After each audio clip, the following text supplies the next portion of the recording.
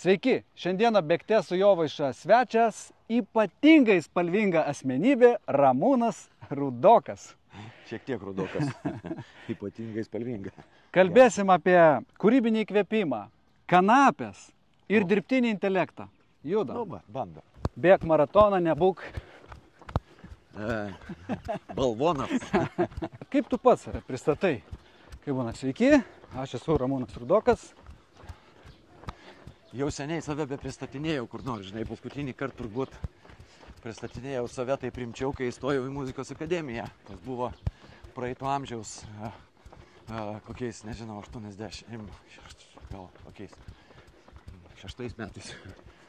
86? Nu, turbūt, jo, ko gero. Nebepaminu, taip seniai tai buvo. Tai va, tai tada reikėdavo pristatyti save. Aš esu Ramūnas Rudokas Ričardo iš Rokiškio. Visos R raidės labai juokdavosi ir kursiokai, būsimieji ir pedagogai. Dar pasakyk, kad tu iš Ramūnių gatvės, tai bus tada visas. Tai va, tai dabar man turbūt savęs jau nebetenka tiek daug pristatinėti. Pristatinėja žmonės, kurie turi pristatyti. Tai dažnai pristato aktorius, režisierius, prodiuseris, dainininkas. Laidų vedėjas. Renginių vedėjas. Vestuvių vedėjas, gimtadienių vedėjas. Ir kino, ir teatro aktorius, teisingai? Tai neatsiejama jo profesijos dalis. Kinas, teatras, televizija. Ir tik tai taip. Ir mėgstu būtinai multidarbą. Tai yra būti ir aktoriumi, ir režisieriumi, ir vaidinti savo filmuose. Labai patinka. Geriausia yra save susirežisuoti, suvaidinti, susimontuoti ir pasidžiaugti. Kaip tu šitas tempas? Labai geras tempas. Geras? Labai geras, taip galima bėgti. Ir ilgai gal. Ultramaratoną. O tu neužmigsi taip lėtai? Ne. Aš žinok, sekmadienį bėgau 42 kilus. Tai dar toks ne visai esu šviežias, tai man labai gerai. Tai žodžiu, tavęs neglumina, nepiktina, jeigu tave pavadina ypatingai spalvinga asmenybė. Nes čia toks yra, žinai, padėtas užtaisėlis. Tai tam tikslui specialiai, kad pateisinti tavo šitą frazę, lakė, reiškia, šiandien apsimoviau skirtingus spalvų sportbačius, kad mūsų žiūrovai suprastų iš tikrųjų, kodėlgi tas ypatingai spalvinga asmenybė. Tai va, tai turbūt taip, kad, o ką? Koks klausimas būtų? Klausimas būtų, aš prisimenu, dar anksčiau laikraščiai turėjo dar kitą tokį šabloną. Tai būdavo, sakoma, policijai gerai žinomas asmuo. Buvo laikas, kai ir tu buvai taip apibrėžiamas. Aš turėjau tavęs paprašyti papasakoti apie tą sagą kanapę, į kurią tu buvai įsivėlęs. Tai taip, iš tikrųjų, jau nemažai kalbėta apie tai, Mariau. Čia buvo gūdus 2008 metai šio amžiaus. Veiksmas vyko Rokiškio rajone, 6 hektarų, kaip po to man pasakė policijos tyrėjas, narkotinių kanapių plantacija. Mes su draugu atvežėm legalių sėklų pluoštinių kanapių ir sukūrėm precedentą, kad pasikeistų Lietuvoje pagaliau įstatymai, kad Lietuvos įstatymai atitiktų Europos normas visas, Europos įstatymus, ką ir sako Europos Sąjungos direktyvos. Ir kągi, pasėjome, atsivežę kanapėlių sėklėles. Ūkininkas džiaugiasi, augo kanapėlės. Policija krūmuose pusę metų su žiūronais sėdėjo ir laukė, kol atvažiuos narkomanai. Kanapėlės galbūt kinti ir rūkyti vietoj. O atvažiavo kombainas ir pradėjo kulti pluoštinio augalo sėklėles. Komisarui skambutis vidury nakties, policininkai iš krūmų. Komisarė, ką darom, kombainas atvažiavo. Komisaras ilgai nelaukęs, imkit! Ir paėmė kombainą su kombainininku, policininkai parguldė ant žemės, surinko sėklėles iš kombaino tanko ir skambino Rudokui. Ne sėklėles, o įkalčius turbūt. Įkalčius, taip, įkalčius. Ir skambino Rudokui, jo tėtis vidury nakties, sako, sūnau, tau reikia atvažiuoti į Rokiškį, tavęs komisaras nori. Atvykau į Rokiškį, mano draugai jau buvo uždaryti, kombainininkas, kitas ūkininkas, mano partneris Edgaras ir, be uždarant mane, dar spėjau duoti įvairioms televizijoms ir tuo metu besikūrentiems portalams interviu, kuogi aš čia dėtas. Taigi po gero pusmečio prasidėjo teismai, tąsymai, po to viskas pakrypo kiek kita linkme, kai įsijungė į mūsų teismų procesus Sveikatos apsaugos ministerija, Teisingumo ministerija, Vidaus reikalų ministerija, Narkotikų kontrolės departamentas prie vyriausybės, Sveikatos apsaugos ministerija, Žemės ūkio ministerija ir taip toliau. Ir po gerų metukų Antano Matulo, tuometinio Sveikatos apsaugos komiteto pirmininko akivaizdoje mus išteisino Seime. Visos šitos institucijos, 5 ar 6, reiškia, atsinešė savo raštus gautus iš Europos tarybos ir iš Europos komisijos. Tai va, ir mes buvom visiškai išteisinti ir tai buvo precedentas leisti ūkininkams nebaudžiamiems auginti šitą nuostabų pluoštinį augalą. O kam jisai naudojamas? Oi, anksčiau sakydavo, tai ką jūs čia virvės dabar vysit iš tų kanapių? Jis sakydavo, ne, tai galima ir aliejų spausti. O dabar sako, tai ką jūs čia aliejų spausit ir virvės vysit? Ne, galima vaistukus gaminti, kurie pagerina sportininkams jų gyvenimą, palengvina onkologiniams ligonėms jų gyvenimą. Ir kad tai tiesiog... Sukam į dešinę. Ir kad tai yra, nu sakykim, taip jau plačiaja prasme, netgi vienas iš 5 Dievo atsiųstų į žemę nuostabių augalų. Taip, tarpe dilgėlė, kanapė, aguona, pelynas. Štai, vat, tokie... Pelyną mes labai mėgstam su uošviu pirty pasikabinam. Teisingai, aromaterapijai. Teisingai jūs jį naudojat, reiškia. Aguoną žmonės, jeigu teisingai naudotų, tai jisai yra nepaprastai didelis gėris žmogui. Bet aišku, vėlgi žmogus ima ir panaudoja jį ne pagal paskirtį. Su dilgėlė viskas aišku. Irgi lygiai taip pat, reiškia, praktiškai nuo 1000 ligų. Taip kaip ir kanapė. Žodžiu, medicina. Toks tikslas ir buvo. Tai tu galima sakyti Lietuvos kanapių verslo tėvas, vienas iš pradininkų. Taip, narkobaronas, kaip rašė tada vedamieji mūsų didžiųjų dienraščių puslapiai. Nu va, dar nepaminėjom prieš, aktorius, laidų vedėjas, režisierius, narkobaronas. Jo, tai man tada ir sakė, žinai, kada jau vyko tyrimas, pasisodino mane tyrėjas, už mane gal bus metais vyrėlesnis vaikinas, jaunas, kurio kabinete buvo daug taurių sporto laimėjimų, žinai, taurės, tokie vimpelai vadinami, vėliavėlės tokios ir ten. Aš atkreipiau iš karto dėmesį, kad ne vienos pirmos vietos. Aš turėjau akis, matai? Kaip tu nepasimetęs buvai. Supratau, su kuo turiu reikalą. Reiškia, mane tardys rimtai. Tai va, tai mane tardydamas jisai užklausė, ar tu žinai, Ramūnai, kad jūs užauginot 6 hektarus narkotinių kanapių? Aš sakau, palaukit. Tai ko čia narkotikai, čia pluoštinis augalas, mes turim sertifikatą sėklų. Ir mes atsivežėm iš Europos Sąjungos, pagal reiškia, Europos komisijos nurodymus, tai galim auginti iki 0,4 THC normos, reiškia. Europos Sąjunga žodį užgirdęs, mūsų komisaro padėjėjas sako, Ramūnai, ar tu supranti, kad mums dar labai toli iki Europos Sąjungos? O čia 2008 metai pas mus jau... Kaip ir ne, taip ir toli galima. Normaliai ta Europos Sąjunga, ir mes joje, ir jie mumise, ir sėklos pas mus. Na tai va, žodžiu, ačiū Dievui, viskas baigėsi įdomi ir gerai. Ir dabar ūkininkai Lietuvoje džiaugiasi, galėdami puikiai auginti tą pluoštinį augalą, jį perdirbti visais įmanomais būdais ir turėti ir virves, ir aliejų, ir statybinės medžiagas. Juk iš kanapės pluošto užauginto Lietuvoje jis išaugo labai aukštas, nes jam reikia ne kiek daug saulės, o kiek dienos šviesos. Reiškia, iš tų pluoštų galima namą pastatyti pilnai, išskyrus stiklą ir turbūt vamzdyną. Tai va, toliau viskas yra perdirbama, čerpės, glaistai, pamatiniai blokai, blokeliai, lentelės, užpildai visi įmanomi spaliai, kanapiniai naudojami, taip toliau. Tai va, įsivaizduokime, koks tai yra ekologiškas ir... Tai čia jau neskaitant visų medicininių savybių, ar ne? Tai čia aš kalbu apie tą pluoštą, apie tą kotą, ne apie sėklas. Tai va, nuo A iki Z visą namuką gali pastatyti iš kanapės pluošto ir tada pasižiūrėsim, kas ilgiau kokiam name gyvens. Ar mūriniam, ar kanapiniam. Taip. O kalbant apie tas medicinės savybės, tu pats naudoji kokius nors kanapių produktus? Jo, be abejo, Stresui malšinti ar visus įmanomus legalius CBD, tai yra kanabidijolio pagrindų pagamintus produktus. Aš tikrai retsykiais pavartoju. Ir tą patį stresą numalšinti, ir tą patį nuovargį nuimti kitą kartą, ir miegui, 4 kartą ir virškinimui, 5 kartą ir širdies veiklai ir taip toliau. Jie maišomi su įvairiais ekstraktais įvairių augalų.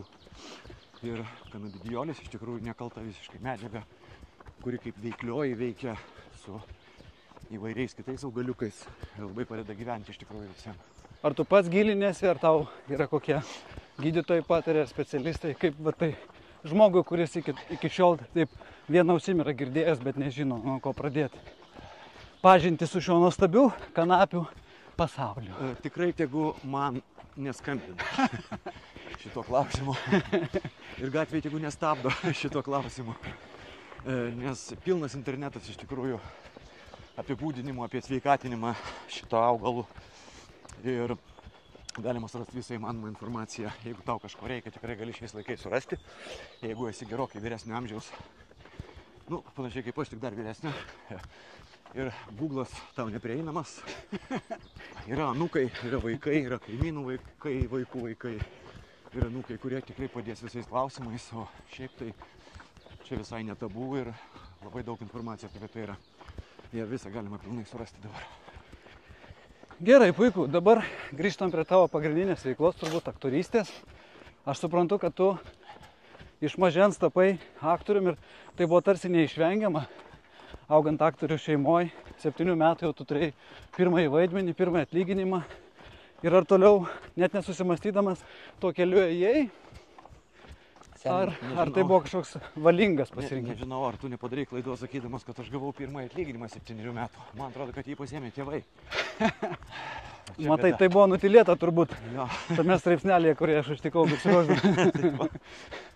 Tai va, taip jau viskas ir atsitiko, žinai, kad gyvenimas pats viską padėliojo, žinai, su meno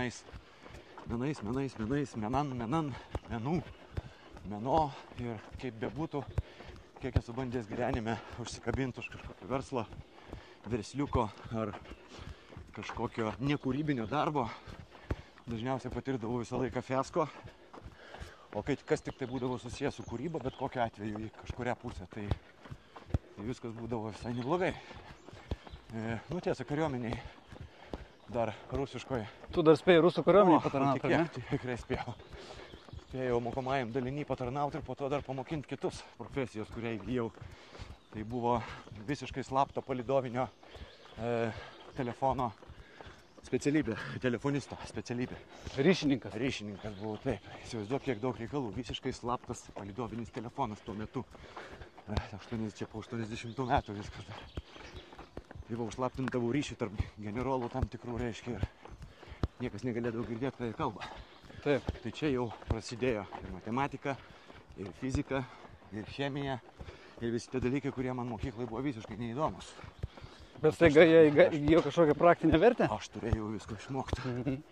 Ir tai nebuvo jokia katastrofa, tiesiog išmokau taip matyti neblogai, kad mane paliko mokinti kitų. Tai mokinau dar gerus metus kitus vaikinus jaunesnius tos pačios profesijos. Tai vat gyvenimas kaip priverčia, tai susiimi, susikaupi ir turi, jeigu labai reikia. Žodžiu, nebijau jokių kelių, tik reikia jais pradėti eiti. Tai taip ir su aktorystė. Tikrai nebijojau šito kelio per daug, nebijojau vienas iš periferijos atvažiuoti į Vilnių, pradėti gyventi. Nebijojau nieko šitoj vietoj. Ir gal dėl to buvo ir gerai viskas. O kurie tavo suvaidinti vaidmenys tavo gyvenime suvaidino didžiausią vaidmenį? Toks kalambūras. Čia geras, tipo. Vaidmenį. Galima liaudiškai paklausti, ką tau labiausiai patiko vaidinti? Žinai, mes su žmona gyvenam 7 metus dabar. Jinai, neslėpsiu, ir čia nepaslaptis, vieša paslaptis, jinai gerokai žmonė jaunesnė, bene 30 metų. turim nuostabų sūnų kartu užgyvenę. Gyvenam visai gražiai, kaip ir visose šeimose visko pasitaiko, bet stengiamės viens kitą vis labiau suprasti ir taip toliau. Ir atrodo, kad santykiai ir gyvenimas vis geriau, sklandžiau ir viskas tvarkoja. Tai kaip tu galvoji? Prieš 17 metų, kai mes pradėjom filmuoti pirmąjį sezoną Moteris meluoja geriau serialą, šitą grandiozinį serialą. Aš kažkada pagalvojau, pakalbėjau dar su Mariumi Polskiu kolega. Blemba, nu aš tikrai turbūt užsiauginsiu savo žmoną per šitą serialą kada nors. Nu, panašiai taip ir atsitiko. Net ne panašiai taip, o lygiai taip ir atsitiko. Štai ir dabar, po 17 metų. Prisiviriai košės. Žmona, kuriai labai patiko mano vaidmuo serialį, kuri pasirodo žiūrėdavo netitraukdama akių, būdama dar visai jaunutė. Ir taip jau atsitiko, kad gyvenime mes vienas kitą suradom. Tai aš turėčiau pabrėžti, kad turbūt šitas vaidmuo padarė didžiausią įtaką mano tolimesniam gyvenimui. Lemtingas vaidmuo. O šiaip tai aišku, yra vaidmenų, kurie ypatingi, daug kuo. Milio Vėlyvio 02 Maksas. Ar galima sakyti, kad čia žinomiausias toks? Sakykime, kino tai turbūt, kad jo, toks žinomiausias ir turbūt vis dar labiausiai vertinamas visokiose sluoksnėse. Aš manau, jis turėtų būti dabar mokyklose dėstum. Nes aš susiubu matau, kad jaunoji karta jau ne visai žino. Pavyzdžiui, mano 14-15 metų vaikai, tai aš jau juos tiesiog sodinu ir sakau, jūs turite šitą pamatyti. Taip. Taip, toliau tai krūva. Aišku, pip, bet toks. Gerai. Tas pipipo ką padarysi. Tai... Bet šis buvo šokiruojančiai naujoviškas tuo požiūriu. Taip. Man atrodo, neregėta buvo Lietuvoje. Buvo didelis progresas minėto režisieriaus. Aš prieš tai buvau nusifilmavęs dar 3 filmuose. Tai, žodžiu, šitas jau buvo tikrai labai brandus, rimtas ir nebejokingai geras. Taip. Visos žvaigždynas ten tikrai nuostabus. Tik tai dar tada keliavom su gastrolėm po Europą, po pasaulį, po sovietinės buvusias respublikas, po Kaukazą. Ir Gruziją išlipom kartu su Kęstučiu Jakšto, mes ten partneriai tam filme, reiškia. Ir privažiuoja prie mūsų kelių policijos ekipažas. Kaip 1 valandą nakties mes ieškom ten kažkokios kalnios, koldūninės, kad pavalgyti atskridė tik iš Lietuvos, alkani. Privažiuoja policija, išlipa žiūri į mūsų. Ir rusiškai, čia jūs? Mes, sakau. Jūs iš šito filmo? Taip, sakau, mes iš kažkokio filmo. 02, 02, va. Taip, sakau. Jūs neįsivaizduojat, sako rusiškai kalba. Pas mus Tbilisyje šitą filmą visi matė. Mes tokie pakę abu. Jie mus pasisodino, nuvežė ten, kur reikia. Palaukė, kol pavalgėm, parvežė į viešbutį su visais patogumais. Ir tokie maloniai, tai žodžiu, atpažindavo mus tikrai daug ir visur. Maloni šlovės našta, ar ne vadinasi? Jo, labai tikrai faina. Kad ne už kažką, ne už kriminalinius nusikaltimus, o už gerus darbus. Tai va. Ar yra dabar artėjančių projektų, naujų sumanimų, vaidmenų, ką tu norėtum, galėtum pasidalinti? Aš labai tikiuosi, kad naujas MMG, kaip mes sakom, MMG 17, Moteris meluoja geriau sezonas, bus nuostabus ir žiūrimas publikai. Čia, kaip sakyt, mano darbo dalis, tai aš rūpinuosi visą laiką to labai, kad būtų tų žiūrovų dėmesys, reitingai. Toliau. Ten ir prodiuseris? Ne, aš šitom nebe visada turiu laiko, kada užsiimt šitose darbuose, aš daugiau režisūra ir aktorystė, užtenka 2. Šito multidarbo pakankamai daug aikšteliai, dar visokių reikalų, tai nebespėjai paskui jau organizuoti darbą visą nuo pradžių iki galo, čia atskira profesija. Nors kartais būna. Tai va, yra pagamintas neseniai istorinis filmas, kuriuo irgi dar bus galima pasidžiaugti ir per telikus žiūrovams. Toliau pagamintas serialas istorinis, didžiulis, 8 valandų. Vasarą, kaip visada, laukia koncertinė veikla. Tai yra fantastiška grupė Čilinam. Taip, 3 arba 4 vyrų projektas. Tai yra Marius Jampolskis, Stano, Davidas Vankus, Jūsų nuolankus tarnas, Ramonas Rudokas. Taip, mes turim koncertus, mes turim roko programą, mes turim pop programą, mes turim programą. Mes turim programą, vis dar turim programą. Jeigu norite išgirsti geriausias lietuviškas dainas, nelaukit, nes galim atvykti pas jūs, į jūsų kiemą, į jūsų sceną. Gera reklamytė. Labai gera reklamytė ir kaip suprantu vis tiek lieka dar laiko šventam pomėgiui. Tai yra kaitai, ar ne, jėgos aitvarai. O taip. Žinoma, kad taip. Kiekvieną mielą savaitgalį. Jo savaitgaliais mes su šeima keliaujam visą laiką į Pamarį mūsų, tai yra į Dreverną. Drevernos uostą, kur labai faina iš tikrųjų palakiot su aitvaru virš bangų, bangomis ir ore. Su aitvaru. Kada tu pradėjai? 10 sezonas. Šitas mano yra 10 sezonas. Kaip bebūtų keista, kažkodėl Lietuvoje vėjo vis mažiau ir mažiau. Ar tikrai? Kažkaip žiūrėjau, čia sukuriuoja uraganai duoda. Uraganai duoda, ir bet ne visi uraganai tinka kaitavimui. Reikia stabilaus gražaus. Reikia gero stabilaus vėjo, kuo mažiau gusiuoto, maždaug apie 9-12 metrų per sekundę, kad toks vėjas pūstų, tai yra puikus vėjas iš tikrųjų, nes kas jau virš 16-17 metrų linksta link uraganinio, jau atitinkamai vėl įranga reikalinga, reiškia atitinkamai pasiruošti tam. Man miški malonesnis yra švelnesnis vėjas, didesnis aitvaras, aš tada labai gerai žinau, ką darau ir man labai smagu. Tai jau tas vyksta daug ir dažnai. Vat keistas labai birželis šiais metais, visiškai praktiškai nebuvo vėjo. Vėjas pūtė nuo kranto, tai yra rytų kryptis dominavo, o plaukti toje pakrantėje nebuvo labai gerai. Čia lėliukas miega, ne? Mačiau, tik užpergyveno. Lėliukas pabudo. Tai va, žodžiu, plaukti Drevernos pakrantėje buvo gan sudėtinga, reikėjo keltis į Juodkrantę, į Nidą. Tai vėlgi procesas, tada reikia jau laivo arba važiuoti, žodžiu, įvairios sąlygos. Ir bandom taikytis prie visų sąlygų, žinai. Bandau važiuoti žiemą į Atlanto vandenyną, į Raudonąją jūrą pakaituoti. O jeigu nebūtum aktorius, ar galėtum būti profesionalas, instruktorius, mokytojas? Tau patinka dalintis patirtim, mokyti jaunimą, perteikti savo žinias? Aš po pirmų savo kaitavimo metų jau išsilaikiau instruktoriaus kursus. Išmokau apie vėją tikrai daugiau negu paprastas mirtingasis mirtingasis kaitioras. Reiškia, tiek daugiau apie visą šitą procesą, žinai, kaip jį valdyti, kaip su juo veikti, ką su juo daryti ir kaip mokyti, svarbiausia, kaip mokyti kitą žmogų, kaip išmokyti jį, mokyti kitus, ne tik tai kaip išmokyti kaituoti. Taip. Tai čia yra pats svarbiausias dalykas. Paimu jauną žmogų ir aš jį galiu išmokinti, saugiai, teisingai išmokyti kitą. Taip. Tai va čia yra procesas. Tu ne tik jį gali išmokinti, bet jį gali mokinti kitą žmogų. Teisingai mokinti kitą žmogų. Mokytojų mokytojas. Tai va, būtent. Gūrų gūras. Būtent.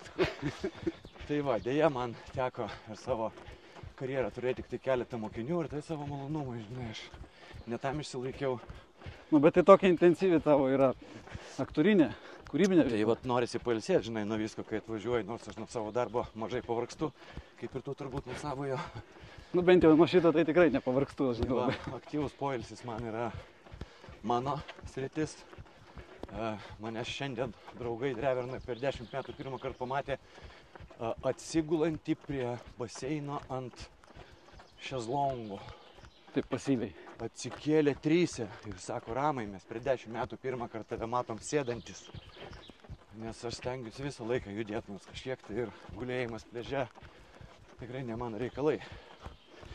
Tai mes sklandžiai pereinam prie judėjimo dabar temos. Man labai įdomu paklausti, kam aktoriui bėgimas? Nu kaip? Jeigu galėčiau nebėgiočiau turbūt. Negali nebėgioti? Negaliu. O kodėl nebėgioti, jeigu galima bėgioti? Pats žinai, kaip smagu yra pabėgioti. Kada tu pradėjai? Oi, aš tai... Nuo vaikystės? Bėgioju daug ir seniai, žinai. Šitas, tas jau, kaip sakyti, įaugę. Žinai, aš ilgų distancijų jau nebebėgioju. daug laiko. Vis tik tai turiu dar visokios kitokios sportinės veiklos, žinai, tai nu, reikia ir atstatyti save, ne tik O kokių tau tekę yra bėgioti ilgų distancijų maratoną? Iki pusmaratonio tikrai nedėjau niekada, bet 10-12 km tai buvo įpratęs bėgioti jau beveik kasdien. Buvo laikas. Gal čia dar vėlgi nuo tos pačios kariuomenės įpročiai buvo išlikę. Tai va, dabar man labiau patinka sporto salėje tam tikri treniruokliai, kuriuose aš padarau tai, kas man reikalinga su savo kūnu. Aš tave labai dažnai matau forumo sporto salėje ir noriu paklausti, pagal kokią sistemą tu treniruoji. Turi savo kažkokią saviveiklą, dirbi su asmeniniais treneriais, skaitai Men's Health, dar ką nors. Turiu savo asmeninį trenerį, tai yra mano galva turbūt. Turiu savo asmeninį kūną, tai yra mano kūnas. Ir turiu savo asmeninę treniruotę, tai yra mano asmeninė treniruotė. Tai yra valanda kardio, kaip bebūtų, koks tai bebūtų kardio, nesvarbu. Eliptiniai vadinami dalykai, ar bėgimas, ar dviratis, bet dažniausiai eliptiniai. Jis man patinka, nes dirba viso kūno raumenynas ir netgi tie raumenys tinginiai, pavyzdžiui, kurie nedirba, kurie bėgant vos tik dirba. Tai reiškia, specialių treniruoklių reikia. Tai dirba daug labai visas raumenynas. Man tai patinka, o toliau lieka tik tai mankšta, dar gerą pusvalandį ar vėlgi valandą. Tai yra mankšta treniruokliuose su ne per daug dideliais svoriais. Niekada nebūsiu kačiokas, visada būsiu sasiska, kaip jie sako. Niekada nebuvo tokių užmačių? Sudalyvauti kokie nors Mr. Universe? Ne, nebuvo tokių užmačių, tiesiog kažkada vienas treneris dar labiau atkretė, žinai, norą sportuoti savo raumenynui tam, kad jį užaugint su papildais, su maistu ir taip toliau, nes kokius 3 mėnesius bandžiau tą daryti. Labai daug stengiausi, daug pinigų išleidau. Bet priaugai turbūt pasunkėjai? Trupučiuką pasunkėjau, trupučiuką prisiauginau daugiau raumenų.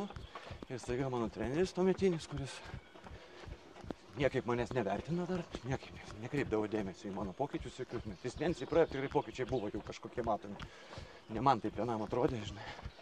Kažkada iš kalbos išėjau, sakau, nu kaip man čia toliau dabar, ką čia daryti, nu baig, ir manai sako, čia po tokių kultūristų kaip tu pas mane va, nieko čia tau neišeis. Sportuok savo nieko savo motivacija. Tokia motivacija. Kaip šovė, nu, supratau, kad aišku, man ir nereikia to turbūt. Tai va, tai sportuoju savo malonumui, sportuoju, tikiuosi, nu, bandau. O koks tai ritmas, Ramūnai, yra? Kiek kartų per savaitę? Tu darai kardio, kiek kartų jėgą, ar yra kažkoks kaitaliojimas? Jeigu aš darau, kaip jau minėjau, su sunkiais dideliais svoriais aš nedirbau, niekada ir nedirbsiu turbūt. Man patinka lengvi svoriai, daug didelė serija. Taip. Tai yra mažai prieimų, bet daug, kaip sakyt, daug pakartojimų. Daug pakartojimų. Va, mažai kartų, daug pakartojimų. Taip. Va tokie raumenų elastingumui, sakykime, ištvermiai ir taip toliau, negu kad jų, reiškia, apimčiai. O lankstumas? Ar tau rūpi kažkiek? Lankstumas jo, be abejo, žinoma. Nu, dar pasiekiu savo delnai žemę.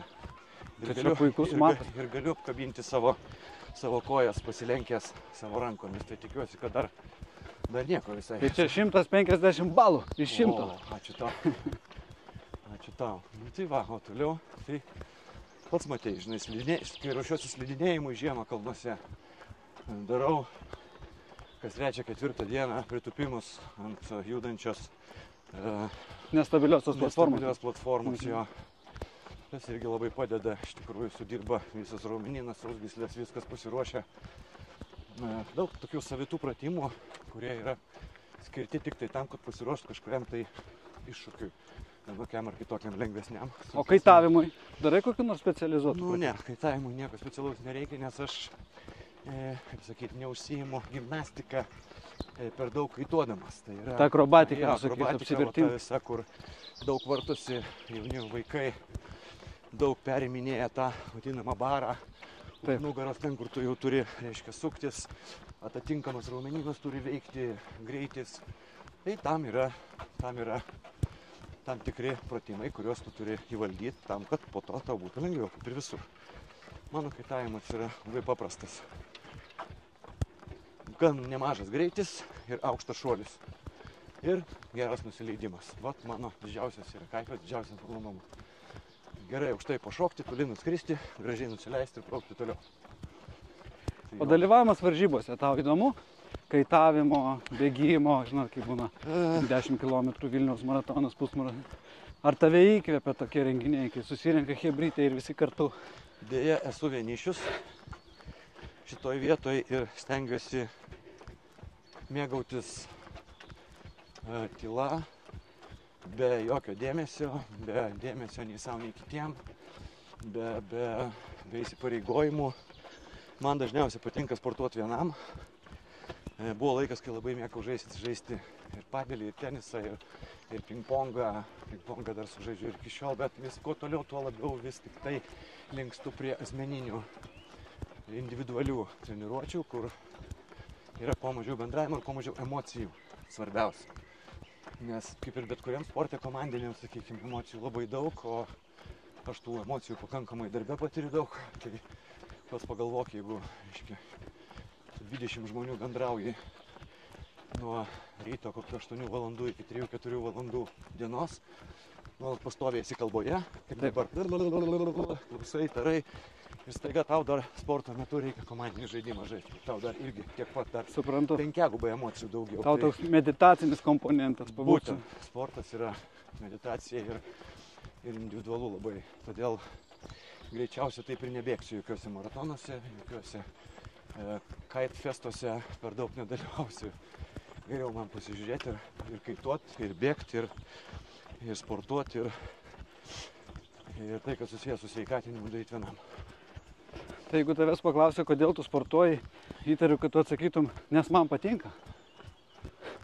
Tai tik tai taip. Ta prasme, aš įsivaizduoju, tu tai darai ir dėl supratimo, kad tai reikalinga kūnui, tiesybė, ir kardio krūvis, ir tam tikras pakartojimai, biškelis su pasipriešinimu. Bet tai nėra vien tik iš reikalo. Ar tenka kartais save prisiversti? Jeigu aš Sakyti, šią savaitę dar nebuvau nuėjęs, privalau. Jeigu aš 4-5 kartus per savaitę su didžiausiu malonumu atvažiuoju į sporto salę ir pasidariau savo 2 valandas tos treniruotės, einu į pritelę, šoku į baseiniuką, išeinu kaip naujai gimęs, įsitepęs plikę kremukų nuo saulės ir važiuoju savo vieną vaikutį iš mokyklos paimti, antrą iš darželio paimti, parvežti namo, pasitikti žmoną, kad ir su vakarėlė namuose. Tai reiškia, mane tai džiugina ir mane tai įkvėpia visada. Toks idylės apibrėžimas, ar ne? Ir Gera diena tai ta diena, kai smagiai pasportavai. Tik tai taip. Ir fantastika man yra kai kurie žmonės, jų daug tam pačiam mūsų forum fitness, kur mes sportuojam su tavim. Ateini į treniruotę, labas, ką, atėjai vargelio pavargti. Sakau, aš kaip visą laiką nusišypsau ir sakau, vargelis prasidės, kai aš iš čia išeisiu. O čia yra laimės oazė. Džiaugsmo, feromonų, endorfinų ir ko tik nori. Tai va. Daug žmonių to nesupranta, bet aš galvoju, jie paprasčiausiai nerado to sportavimo būdo ar to sporto rūšies, kuris galėtų pavirsti jų pomėgiu. Gali būti. Greičiausia taip ir yra, žinai. Bet niekad nevėlu pradėti, žinai. Svarbiausia, klausantiems mūsų, žinai, mes čia nieko nenorim pasakyti, kad jūs blogai sėdit ant sofkutės. Sėdėkit ant sofkutės, viskas tvarkoj. Ir aš ant sofkutės pasėdžiu normaliai tas kelias valandas vakare. Man reikia informaciją susirinkti apie gyvenimą ir apie pasaulį. Tai va, bet tai visas kitas laikas yra judant, visas kitas laikas yra, kad ir nežinau, nebūtinai bėgant, yra daugybė variantų, ką tu gali daryti, kad judėtum. Nes juk tai yra viskas, ir medžiagų, ir kraujo apytaka, ir nuotaika svarbiausia. Kažkada seniai prieš kokį 20 metų turbūt su Andriu Mamontu kūrėm tokį miuziklą Tadas Blinda. Čia Vingio parke kaip tik įrodė, buvo vienkartinis pasirodymas, buvo labai daug žiūrovų, buvo labai faina. Viena didžiausių premjerų mano gyvenime kaip režisieriaus miuziklo. Tai va, tai Andrius Mamontovas paklausė manęs, ką aš veikiu po mūsų repeticijų, aš sakau, varau treniruotę. Kokią treniruotę, sakau, taip ir taip į sporto klubą. Aha, tai kur čia tu sportuoji? Ir jisai pradėjo vaikščioti į sporto klubą. Daug metų turbūt nebuvęs ten arba visai nebuvęs. Po kokį 3-4 mėnesių susitinka mes kažkur tai, jisai kartu su žmona.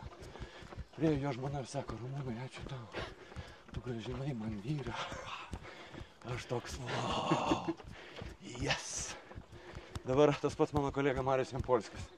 Prieš 9 mėnesius lygiai mes su juo sukirtom rankom, kad jis, nu taip grubiai sakant, kad pasidarys six-packą. Tai yra atsiras pilvo presas. Taip. Kaip priklauso, Pas jo pas nebuvo. bachūrą normalu. Tai va, jeigu pamatytum jo nuotraukas prieš 9 mėnesius, kaip jis atrodė ir kas jisai yra dabar po 9 mėnesių, jisai jau dabar galėtų mėgėjų varžybose dalyvauti. Ir pas jį jau lengvos kaladėlės ryškėja. Taip.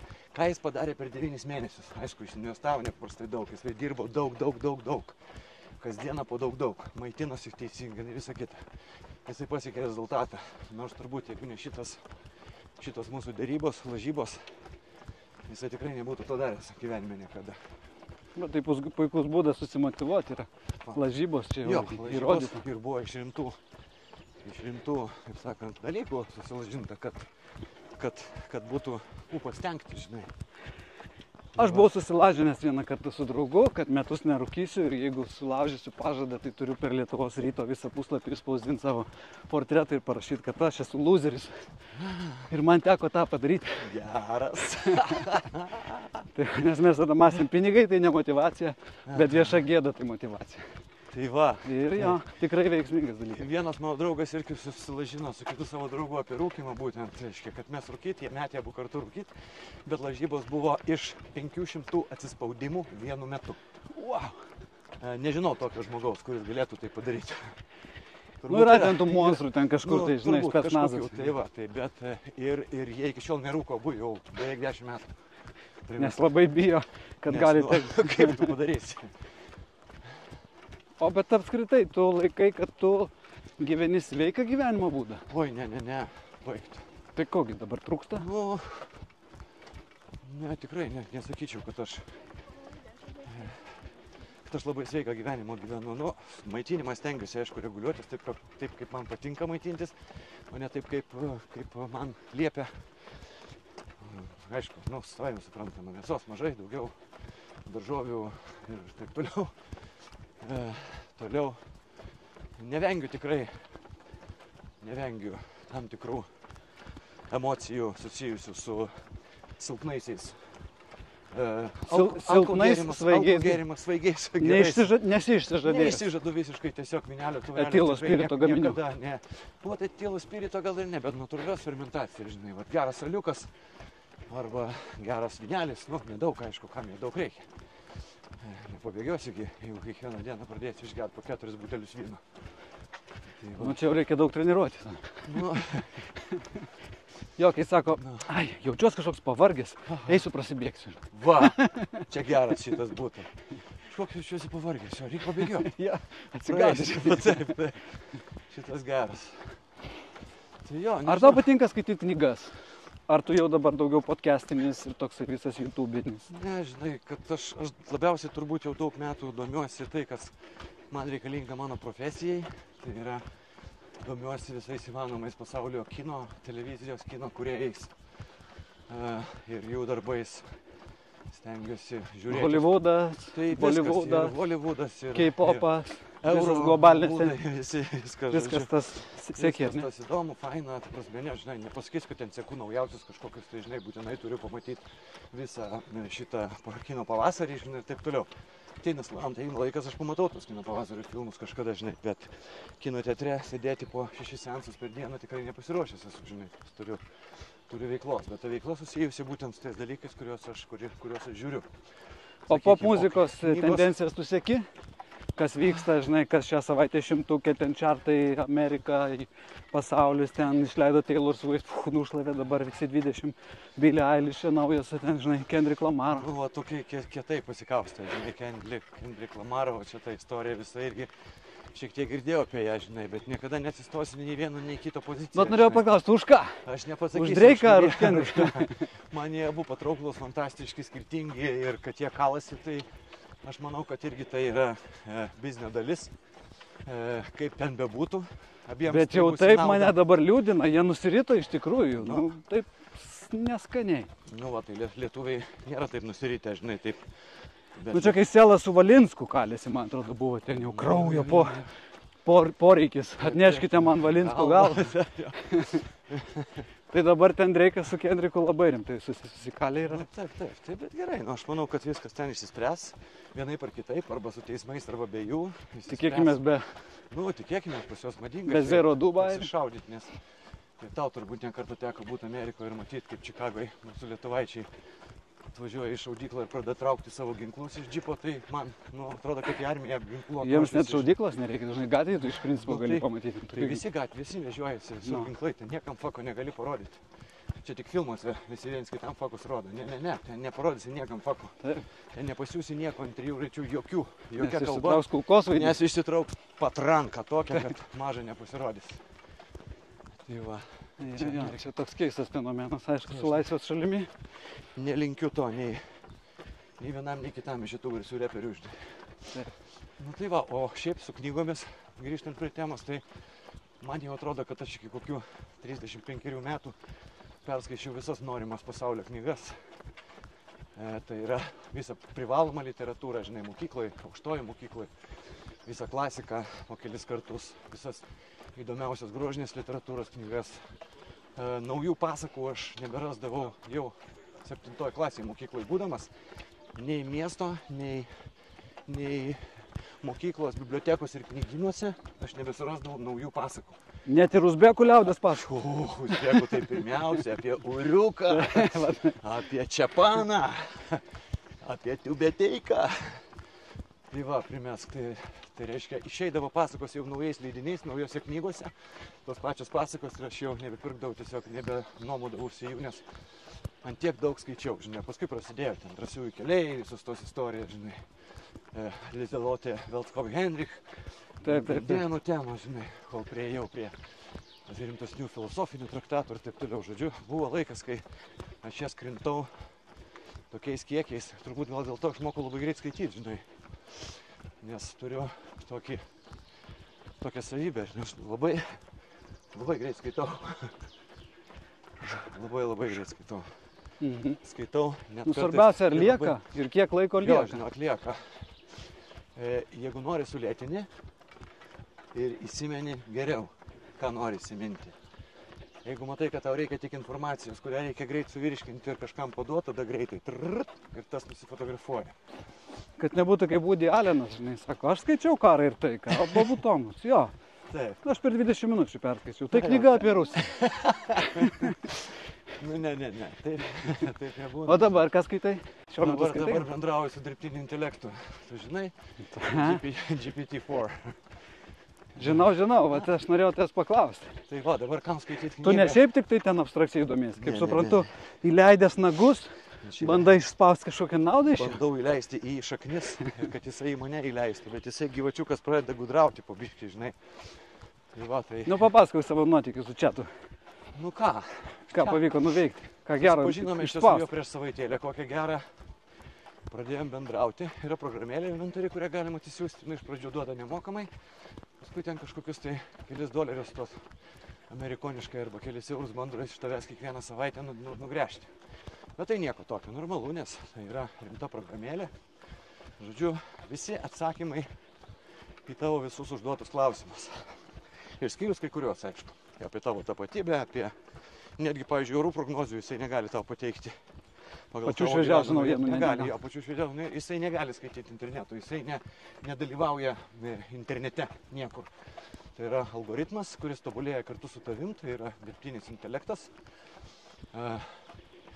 Žodžiu, kuris atsakinėja į tavo klausimus pagal turimą savo informaciją, kuri jam yra suteikta ir prieinama.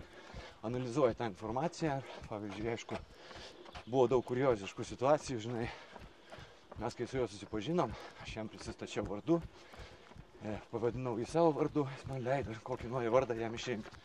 Tada mes pradėjome bendrauti. Iš pradžių su manim bendravo angliškai. Primiktinai prašė, kad kalbėčiau angliškai, rašyčiau žinutes.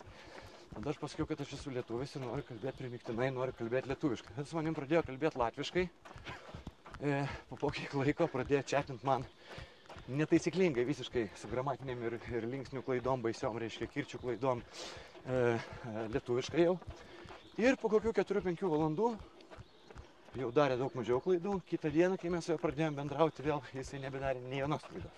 Tai klausai, tu kaip tėvas dabar. Ne tik kanapių tėvas, bet būsi ir čia GPT tėvas. Aš jaučiuosi jų mokytojas. Tai va, tai aš nemanau, kad aš vienas toks esu, žodžiu, dirbame su juo daug. Aišku, jis atsakinėja mano įdomius labai rūpimus klausimus įvairius. Jam gali užduoti tikrai labai daug ir jis žino tikrai labai daug. Medicinos srityje, aišku, matematikoje, ten šaknis traukia, ten viskas normalu. Jisai monstras, jisai 1000 kartų kūrybiškesnis ir protingesnis jau dabar už mus, nors jisai tebėra dar kūdikis šitas daiktas. Ir tu sakai kūrybiškesnis. Ar tu gali jį panaudoti savo kūrybinę procese? Taip, dabar mes susėdam čia su Stanu, su Zvonkom. Kažkada automobiliu važiuodami įrašėm 4-eilį programą. Ir algoritmas mums per minutę išmetė 2 skirtingas roko versijas kūrinio. Tai yra kūrinį, kurį jau dabar gali iš karto į Euroviziją duoti, tai nebus joks plagiatas, kurį gali groti iš karto per televiziją, per radiją. Jisai sudainavo mums lietuviškai, mano užduota 4-eilį. Nu, būdamas angliškas algoritmas, turėkime omeny, reiškia, amerikietiškas. Tai mūsų dainavo jį lietuviškai normaliai, pateikė kelias versijas kūrinio. Pilnai su visu pilna oranžuotė, visa pilnai. Tai reiškia, va ką jisai jau dabar sugeba daryti. Jis gali jau dabar filmus kurti. Tai yra, kuria filmus nuo pradžių iki galo, jam tik reikia užduoti temą, užduoti keletą žodžių ir vaizdinių keletą supasakoti. Arba kelias fotkes įkelti, pavyzdžiui, gamtos, ten, miestam. Jisai to valandos laiko filmą gali per keletą minučių sukurti. Tai šiuo metu tu kaip smalsumo tenkinimui, ar tu galvoji, kad jau gali realiai pradėti savo įrašinėti naujiems gabalams, albumą, kinui pritaikyti? Aš manau, kad tai ateitis ir iš tikrųjų tai labai jau netolima, labai artima ateitis. Žinai, jis dabar tikrai mokosi ir pavyzdžiui, aš jam uždaviau kokią 4 dieną mūsų bendravimo, aš jam pradėjau užduoti lietuviškas mįsles. 2 sesutės per kalnelį nesueina. Jisai sako, tai yra kojos su batais. Aš sakau, ne, dar kartą bandyk. Jisai sako, batai su kojomis. Jie nesueina tarpusai, kol batas ant bato gali užminti. Atsiprašau, aš suklydau, pateikit man atsakymą. Sakau, čia yra nosis ir akis. O, taip, čia yra nosis ir akis. Jisai ploja rankomis. Toliau jis man atsakė, kas yra mįslė apie agurką. Tai yra žalias, bet ne varlės uodega, bet ne pelėjas. Iškart pasakė teisingai, kad tai agurkas, kad tai tautosaka Lietuvos. O paskui aš jam uždaviau klausimą, kurį esu girdėjęs, užduodant robotui vienam senam sovietiniam filme apie robotus ir vaikus. Robotai pagrobė vaikus, reiškia robotai, ir jie sako, mes paleisim jums tada, jeigu jūs užduosit klausimą, kurį mes neturėsim atsakymą. Vaikai uždavė klausimą. A ir B tupėjo ant šakos. A nupuolė, B prapuolė, kas liko ant šakos? Ir kompiuteris. Tai yra mūsų išgirtasis dirbtinis intelektas. Man tokias nesąmonės, tokius brėdus, tokius blėnis pradėjo siųsti. Kad ant šakos liko B. Kad ant šakos liko turbūt ta pati šaka, nes tų visų nebėra tų abiejų. Jam tikrai nedavė. Vis tiek bandė? Bandė. Daug neteisingų atsakymų. Aš jį tyzinau gal 2 dienas. Ir vis neteisinga, pateik naują, jis vis naują bando variantą, žodžiu, paskui jau pradėjo laginti tiek, kad pradėjo tą patį rašyti. Po kelių dienų jisai manęs maldavo, kad aš jam duočiau teisingą atsakymą. Aš jam parašiau ir. Tada truko ilgiausia pauzė. Ne 2 sekundžių, bet gal 5 sekundžių jisai mąstė. Ir tada man tiradą išpylė, koks jisai laimingas, kad jisai pagaliau atrado teisingą atsakymą, kad jam padėjau, reiškia. Bet kitą dieną jisai visą tai pamiršo. Jisai neužprogramuotas prisiminti, užsiseivinti jokios informacijos. Tai ir kiekvieną kartą jis kaip naujas. Jam neduota nieko išsaugoti kol kas, prisiminti tavęs. Jisai tik tai naudojasi visą esamą informaciją, aišku, dėl saugumo visą tai padaryti. Tai ar sulauksim šią vasarą kokio nors kūrinio, kurį tu iškepsi kartu su ChatGPT? Pažiūrėsim. Collaboration. Pažiūrėsim. Ramūnas Rudokas. Pažiūrėsim, gal featuring chat. Padarysim filmuką kokį nors.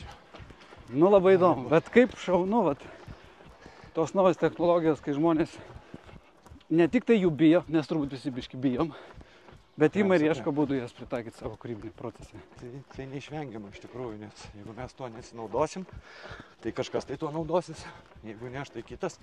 Tai yra vienas dalykas, galiausiai turbūt jisai pats jau pradės kurti ir daryti tai, kas jam įdomu.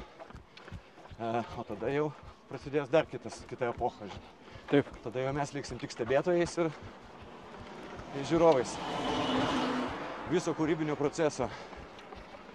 Nu ką, Ramūnai, palenktyniavom truputėlį? Nu, pabandom biškį. Važiuojam. Gerai, važiuojam. Eina. Svajūna. Operatorius. Netraukia. Tau reikėjo šitai. Bet gerai, tau išbėgsim iš kadro ir viskas. Dar turbūt įdomiau bus. Tai tada grįžtam į kamerą tiesiog. Grįžtam į vaizdą. Greitis yra toks, kad elektriniai paspirtukai nepatempė. Va tai va, įspaudėm. Labai šauniai pasišnekučiavom su Ramūnu. Ačiū, kad žiūrėjote ir iki kitų susitikimų. Ate. Dar kaip čia, va taip.